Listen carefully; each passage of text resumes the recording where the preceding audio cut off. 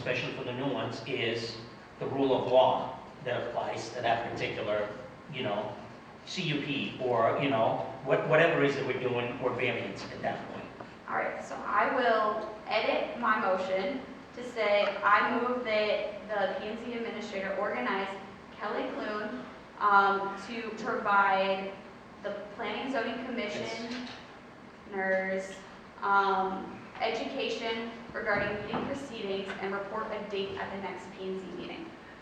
It's not, Your motion should be for the council representative to bring this to the council. Okay, I edited it to say that. Oh, you did? yeah, because it's gonna be Angela who brings it up. Got it. Yeah. Do you amend your second? Seconds amended. So you're requesting just a training session or a briefing Yeah. by the city attorney in regards to Proper procedure. proper procedure. Okay. That also includes some work by Scott to put together some packet that we can share and read. That isn't what my motion said, but it could be amended again to include that Scott provide a packet of normal meeting proceedings. Well, that could be inferred in what you said, that Scott organizes a meeting, he could provide a packet at that point, right? I mean, how detailed you want to make your motion? Sure, I don't know. Scott, Let's finish that one off. how do you feel about that? You okay? Yeah, I think it's a good idea too. Yeah. I don't want to change that motion I was anymore, never, but I gotta. I was never on board either. I had the same experience everybody else here did. I just been on the commission long enough that I think I know something about the procedures. There was no onboarding for me. So, Every minute. yeah, so. Yeah, Tim off. So, yeah, so this is Tim, all, you didn't have that. this all should be done. Really smart at the time. This should all been done when Tim was still the P&Z administrator. Yeah, it should have And been. carried forward, but it just never really happened. Sorry, Tim. Let's finish that. It was Greg's idea. Yeah, it was great. Greg. Definitely, it was great. Okay. So, any more? You okay? We're gonna vote, yeah. Any more discussion? All those in favor of the motion say aye. Aye. All those opposed say nay. Pass unanimously, thank you. Okay. Moving on to old item B, new item D, planned unit development ordinance creation. So there's a lot of information in here, and I did spend a couple hours this morning on the computer trying to find out what a PUD was and if it's required, if it's not actually required. Who does it and why they do it. It turns out the city of Minneapolis uses this quite a bit because this is a way for them to get around the ordinances to make projects happen. If you read into the detail, it says you still need to comply with the ordinances, but this is supposedly some way of expediting the process to make projects happen.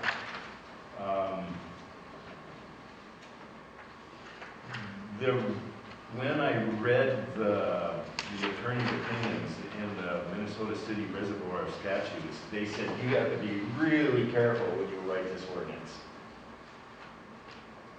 This is not something we can do today. This is probably not something we're going to be able to do this year. But we'll work on it. Hopefully we can have something here next year sometime. What I can do is get comparables from other cities. One of the things I did do is I did go research as many cities as I had time for to see what they did. And basically this PUD was supposed to be used rarely, but like I said, the city of Minneapolis uses it extensively, so it's not rare anymore. So are we saying that this is, a PUD is to get around certain ordinances? It suggests that this is a way to Oh, expedite zoning. projects. It's Certain a tool zoning. to assist in like developmental projects, and, Yeah. you know, the city, the next. So, yeah, few you want years one is that gonna says have, it's zoning that we're talking about. right, the city's Okay. gonna have Thank you. multiple projects the next few Yeah. years, it just will assist. These things are, consequences because you're undoing your zoning. not supposed to be undoing these warnings. We're supposed to still comply with those, but I'm not sure how this is supposed to expedite projects yet until I study this more. And there's a lot of Does stuff. it give council the ability to overwrite some of that? Is that what, I didn't read it, Michael, so I don't know unless, No, it does not. okay? No. The planning unit development was really put together for these, when Minnesota was growing up, and the cities are growing up, is how do we incorporate all of these big tracts of land that are now gonna be housing projects into the city infrastructure and have it comply with the comprehensive use plan. That's what it was really for. In this case, I don't know, maybe it could have been applied to this expansion that we did down in Spalding. Maybe it could be applied to this RV park. It forces everybody to go through a very procedural, step-by-step, analyze everything about the project. All the infrastructure, the electric, the water, the sewer, the roads, you know, you name it. How do you connect to the rest of the city, you know, so on and so forth. So, yes. Man, how did this come about? This is just my opinion. Scott? No, not that. How did it get on, how did it get on the agenda? Recommended by the city attorney. Okay, there we go.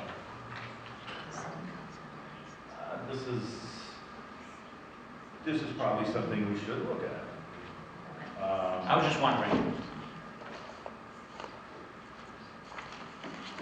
Yeah, right now, there's just a lot there to absorb, so right now, we just got all this documentation, so my suggestion is that everybody take some time to read this, do their own bit of research on the computer, because there are a number of cities, and they're all bigger cities, they're not small ones like Ely.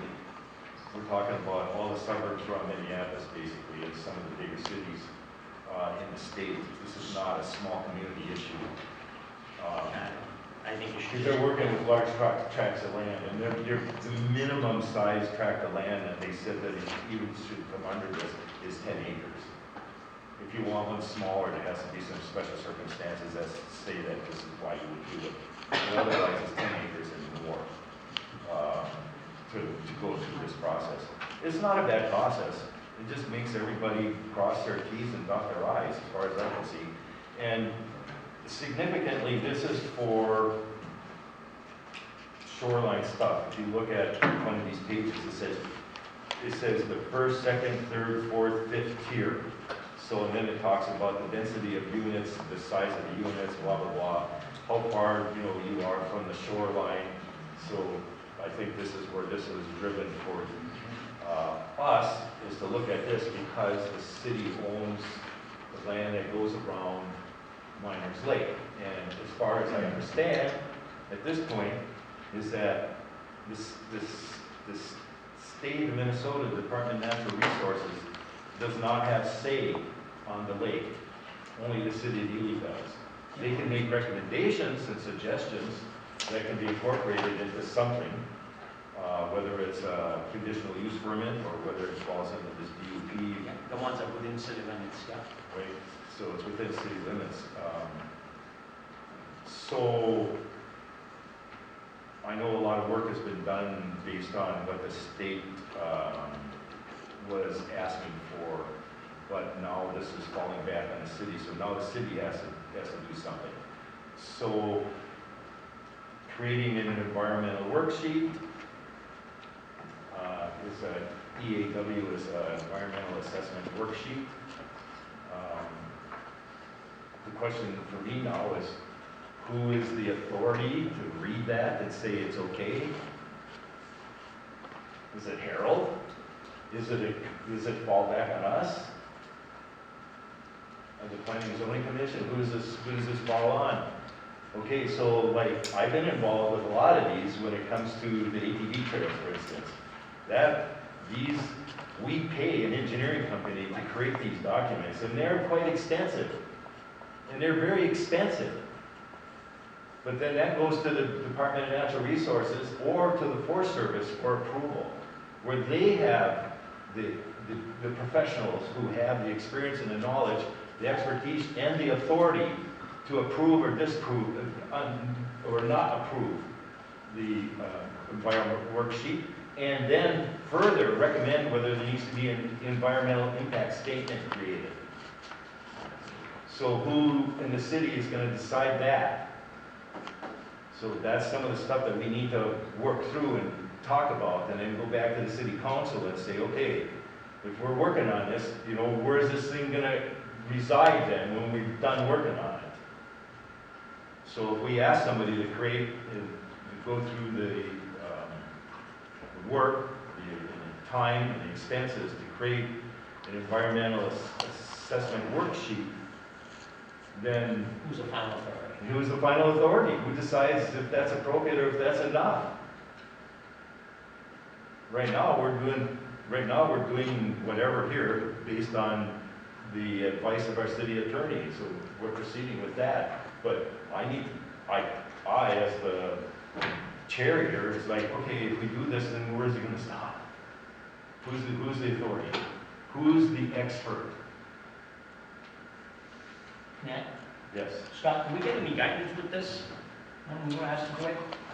As far as what we need to look for, what to create, where this ends up, who reviews it, anything of the sort? Are you done with the EW? Yeah. It goes to a public hearing as part of the process. Yeah, that's. And kind of take feedback. I think we're still trying to finalize that process of, yeah, we put together a separate board to do that, do that review. I think those are still, this is like the initial thing. This is what we- Just the start of it. What we See how we need to go with look it. at. Okay. Yeah, so I will follow meetings and guidance on what the plan is, kind of just to get it Yeah. Start. Get it started. Okay. So, yeah, so my question, based on what you said, Scott, is who has credentials? Yeah, it's not gonna, in my opinion, it's not gonna fall under one person to review. Right. Say, it's okay, No, be basically. probably not. Or, So I have a question for the commission. Yes. So the application that the gentleman, was it Dean Peterson? Yes. Turned in to Cameron. Yes. So that's in process. So we have a 60-day window to make a decision. because the application wasn't complete, Okay. and there was no public hearing on it per se. So, yep, no, there's no, it could sit for, it could sit for 2 weeks, it could sit for 2 years. So he fills it in. Until the proper materials are submitted. And then it starts all over. And when I read through some of this, the legal opinions about that, it doesn't mean that when it turns it in, that that's the end of it. Right.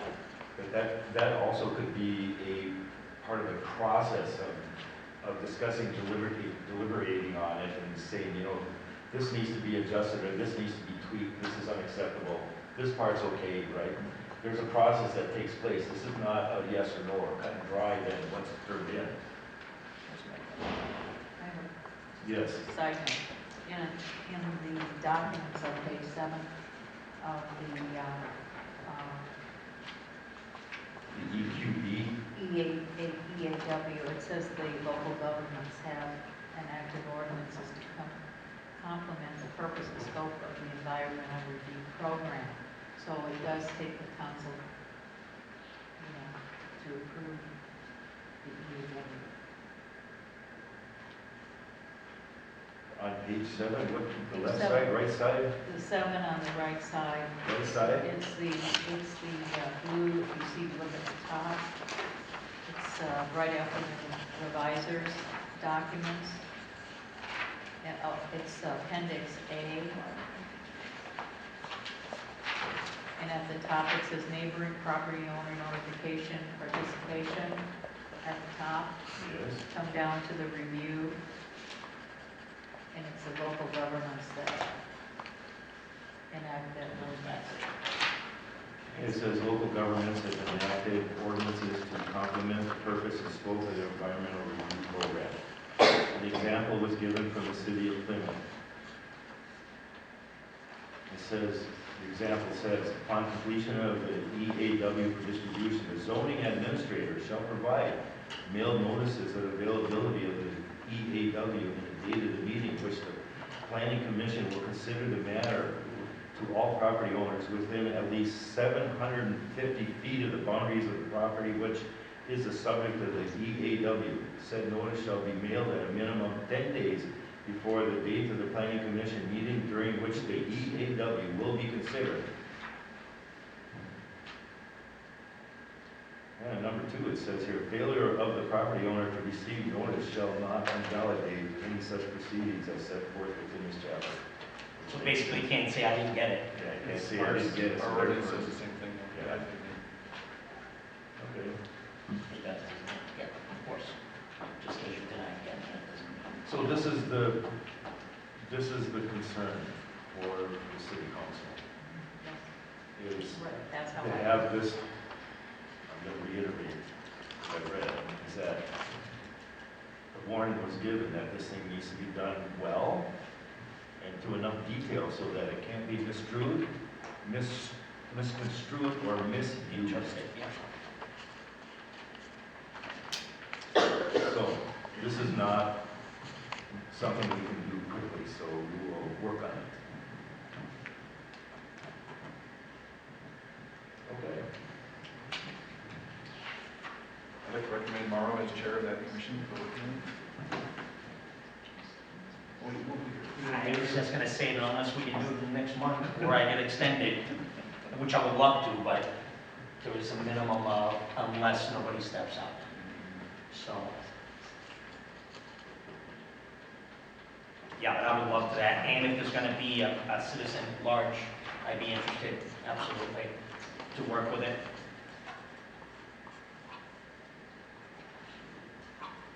Okay. So everybody's got a little bit of homework to do. You didn't get a meeting date for your motion though, so let's just assume it's at the next P&Z meeting, which is what? December 20th. It's the 20th, third week in It's December. the third Wednesday of every month at 5:30 p.m. It'll be December 20th. I'm sure Angela will know at the next council meeting if they approve it or not, or for when, because then it also's gotta go with, you know, the attorney, make sure she can attend. Well, Or somebody from the office, Pay yeah. for time, that's why it's got to get city Yeah. approval. Yeah. She's not doing this pro bono. You? Oh, she's on the phone. Okay, moving on to old business. Communications tower discussion, ordinance creation, zoning. Mark Hop, continuing to work on the ordinance? Yep, no update. Okay. The initial stuff that he turned in, I reread that, I thought it was a good start, actually. Yeah. So, okay, item B, permissible uses list, subcommittee upgrade, a study session with the city council on November 28th at 6:30 p.m. That's the last Tuesday of the month. Yep. At 6:30 is the study sessions. And the P&Z Usually, I think scheduled it's for that one. Thursday, isn't it? To further discuss the recommendations from the P&Z about zoning changes. Casey will have all that packet and I'll have that put together by Monday or Tuesday next week. She will put the final packet together. Okay. Distribute it, so. All right.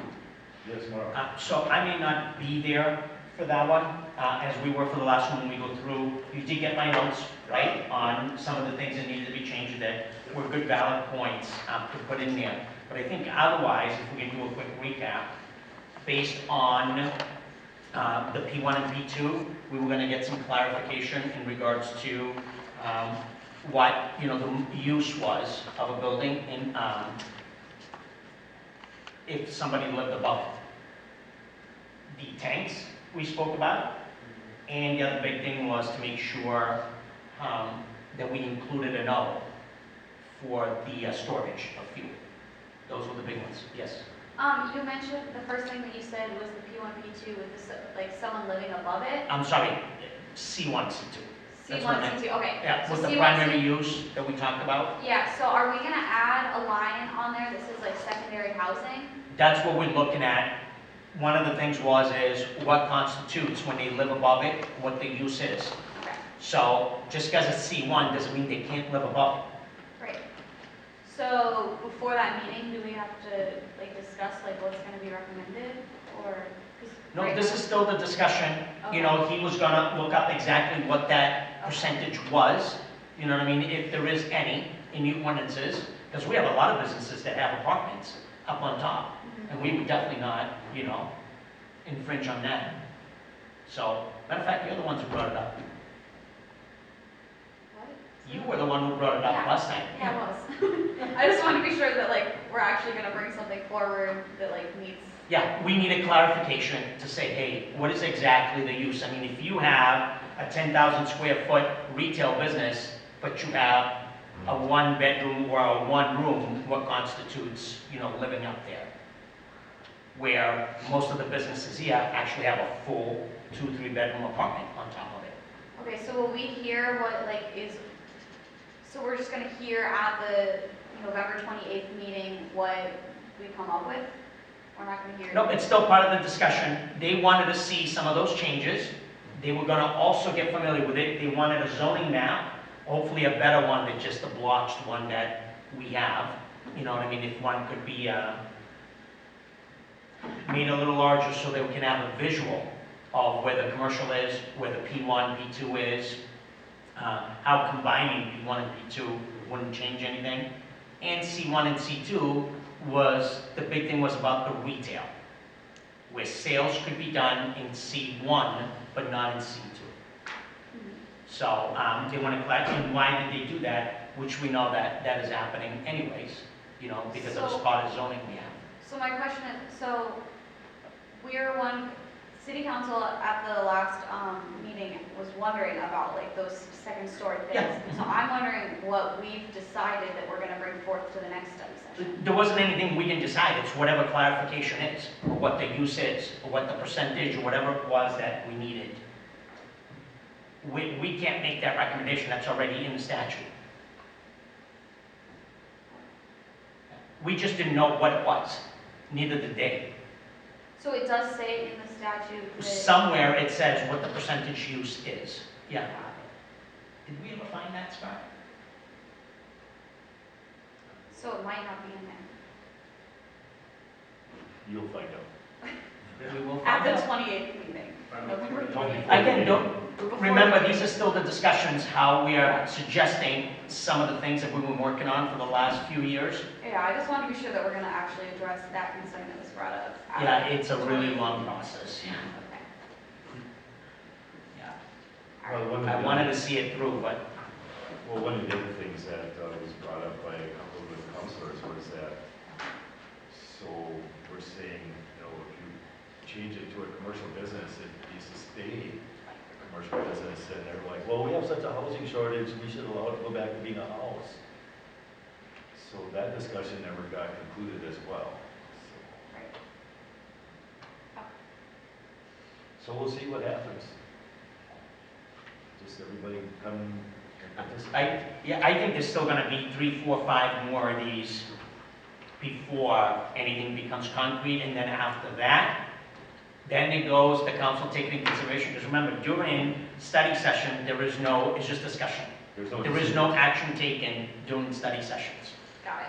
Yeah, so this is all a conversation, once we get our ducks in a row to say, this is what we're proposing. And then they give us their questions, so that we can respond to or go, we'll find out. All right. That also means that there's no actions to create actions, in other words, there's no motions. Yeah, there's no to tell motions, there's people what to nothing. do or whatever. It's purely This is just. roundtable discussion. Were you at the last one? I was. So you know. Yes. Will you eat it? I was there. That's it. Will you eat it, perhaps? No. Okay, excellent. Okay. Okay. Zoning requirements for commercial/industrial zones, boarding residential zones, noise, lighting, update on ZUP's project and complaint. Dave from building department working on testing after updates. Is this So- bordering residential zones? Bordering. Bordering Sorry. Yeah, that's- residential zones. It's, I think this So- is the second week in a row So, this time. perfect example is it's ZUP's. a typo, And bordering, not boarding. Yeah, sorry. bordering. Spell check gets you every time. Yep. Yeah, so apparently they were never able to find an independent contractor to test it. And again, just like the DNR, the MPCA is not helpful. Here's what you have to do, but figure it out yourself. So since the building department has that equipment, I believe it's actually tomorrow, we're gonna do some testing on that and see if they did, in fact, lower the decibel levels. They said up to 7, but I guess we'll see. I did tell the city clerk that unfortunately this time of year, the measurement isn't exact because there's times it turns off for 2 minutes. There is no noise. In the summer, they never turn on. So it's even seasonal, you know, so. But we'll see what they find out. Well, the MPCA statutes have very specific rules for how the noise test should be conducted, so Dave just needs to do that, and then that'll be acceptable. Yep, and that's what he's been doing. Yeah. And it is very fastidious, actually, but it is for a reason, to make sure that, you know, it's done properly, and then when it's all said and done, people agree that it's okay. So funny, real quick. Yes. So then he did get that work done that he spec'd out, he was getting done? The mufflers. Oh, that's what he was doing, so what happened to the vibration? From all I understand, sure. there was- Whoever that engineer was working on, that's what he came up with, was the mufflers? Yeah, and I don't know if that was a separate entity or what. Somebody put mufflers on. Okay. I know for certain there was a letter from an engineer that was looking at how those units were mounted, how they could be dampened, you know, for sound, because everything was traveling right through. You put it on a metal building, and that's gonna be like a tuning fork, but in, you know, And there still is a citizen in the neighborhood that has acquired a maturity, so. okay. Well, I was just wondering if that came about, if it got done. I didn't know if he ever submitted a letter that said, no, okay, He ignored it, okay. I was just asking, I mean, I don't know, so I wanna find out. Okay. Item B, current fence ordinance language, review updates for changes, P&Z administrators, we're working on this. Do you need help from Emily? Well, that was your idea. I thought maybe you would participate some more. So, oh, go ahead. Oh, just moving your glasses around. All right. I mean, Yes. I think this is something that the whole planning and zoning board needs to do, kind of like we did with the sign ordinance. And that took us forever to go through it. Almost a year. Almost a year, but it was done thoroughly. It covered both digital and regular signage. We covered footage, square footage, the whole works. So if this is something we're gonna work on, we should come here, put on old business, spend 15, 20 minutes on it like we did, or a half hour, an hour, whatever, depending on the meeting, like we did with the other ordinances, and start amending, Until we're done. correct, until you finish, and then you present it to the council. That's what I would recommend. I don't know if you want that in a motion. I agree. We don't need a motion. No, I think if you just put it on there and bring the ordinance, like we did with the other ones, because now there is no question about the sign ordinance, Yep. none. It's very thorough. E, review city comprehensive plan from 2016 and look at updating. Well, that'll also include the DUP. We get that far, so. That, when I was first joined the commission, that work had been taking place for almost a year before it was concluded, so. Not sure where that's gonna go right now. I believe that should be directed by the city council to say, you need to do this activity.